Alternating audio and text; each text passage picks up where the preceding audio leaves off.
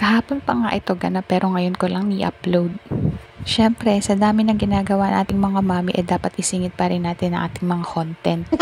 Hindi nga nakapasok si Question dahil nga masakit daw yung tiyan niya. Ayoko naman siyang papasukin ng may sumasakit sa kanya. Sa gabi nga niyan ay pupunta kami ng SM dahil inaaya kami ng tatay ni Dada. Aalis na kasi siya kinabukasan papunta sa Japan.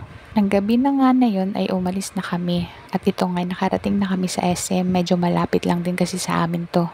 Siguro 10 minutes ang biyahe mula sa amin hanggang dito sa bayan. Di nga kami masyadong nakapaglibot dyan dahil nga late na din kaming nakarating.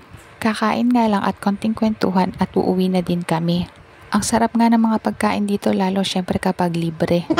After nga kumain at magkwentuhan ay nag-ayaan na din umuwi dahil nga medyo late na. Pagka uwi nga namin ay ito na ang ganap. O siya, next time na lang ulit tayo magkwentuhan. Yun lang. Salamat!